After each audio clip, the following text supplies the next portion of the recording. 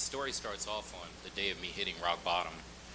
I had burned all of my bridges and I didn't have anywhere to go. I didn't have anyone to call. And for the first time in my life, I finally began to realize that I didn't have anyone to blame. But there was this one friend who I believed would help me if I asked him, so I hopped into my ride and I raced over to his house. He lives across town in one of those upper class communities, and his house is immaculate inside and out. As I was driving, I caught myself thinking about how jealous I was of him and his house and of how much he puts into it. I mean, you guys got to see it. It's big, beautiful, and well kept, and I knew in that moment that I would never deserve to own or live in a house like that. But anyway, I pulled up to the curb of my friend's house, and I saw him outside watering his amazing lawn. So I honked my horn and I rolled down my window, and in my desperation, I cried out to my friend. I said, "God," oh, my friend's name is God. I said, "God, I need your help, man. I messed up real bad." So my friend dropped the garden hose and ran over to my car, and he said, "Brian, I knew something like this was going to happen. Of course I'll help you. Slide over. I'm going to drive," he said. I said, "What? No, you don't need to drive, God. I got it. I'm already here. Just come around to the other side and get in." And then my friend God said, "Brian, I love you, and I want to help you. No, in fact, I'm going to help you. But in order for that to happen, you have to let me drive. I have some place that I would like to take you, someplace safe." Well, I don't know if you guys know what it's like coming down, but I got angry as I replied, "Safe? Safe?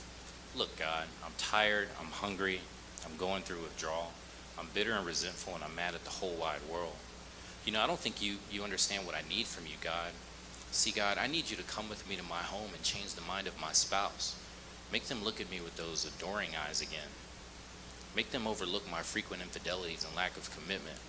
And if I come home a little late some nights or just don't even make it home at all, I need you to make that okay with them too. God, I need you to make them stop nagging about my smoking and my drinking and my drug use.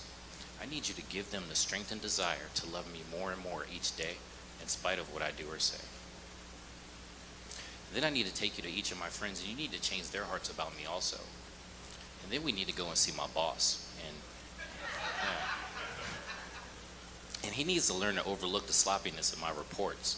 Accept the work hours that I select that work best for me. And then, God, I need you to show me how to get all of the euphoria out of getting high, but without all the paranoia, psychosis, and negative consequences. I need you, God, to keep everyone off my back and keep my life together. So seriously, please get in. We have a lot of stops to make, a lot of people to see. I'm tired. I want to be home and in bed within the hour. My friend God said, "Oh, B." My friend God calls me B sometimes. He said, "Oh, B, that's quite a plan. We could do that. But I tell you what, let me take you someplace you can rest a little while, and later we could talk about all that other stuff. You have to trust me on this one, B. The only decision that I'm asking you to make is just slide over and let me drive. Can you at least just trust me that much?" And so I went out on faith, but mostly because I was so tired, I went ahead and let my friend God drive. A short time later, we pulled up to the Midnight Mission and got out of the car. "What is this place?" I asked God. And he put his hands on my shoulders and he looked me dead in the eyes and he said, "This is my house, Brian. I want you to stay with me for a little while. Here you can heal your wounds and let go of all of your hurt and pain. We'll spend each day getting to know each other, and you'll make some lifelong friendships with other guests that I have staying here. You'll transform from a taker to a giver in your heart. It'll be full always. You're going to learn how to smile and laugh, and at times you'll even cry, especially when you realize just how much you don't deserve any of this. You will fall in love with me, and I will become your first monogamous relationship. Your strength will be forged out of fire and tested, and I will prepare you to do great and amazing things in my name. You're going to bring lost people to me by telling them what I did for you when nobody else would even look at you. I will remove from you the desire to smoke, drink, and do drugs, and in time you will even surrender to me those things you think I don't know you secretly lust for. You'll be on time, and your word will become more reliable than any contract. The whole world's going to know your name just so that you can tell them all about me. And that's just merely the beginning. So what do you say, B? Will you stay with me? Well, how could I say no to an offer like that? I said, yeah, I'll stay with you.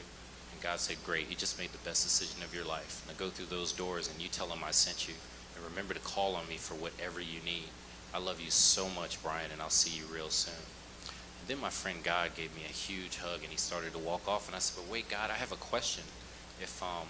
if this is your house, then whose big, beautiful, well-kept house was that where I picked you up? And God turned and smiled, looked at me lovingly, and he said, that's your house, Brian. I've been taking really good care of it for you until you're able to receive it. And that's just one of the many gifts I have for you, my friend.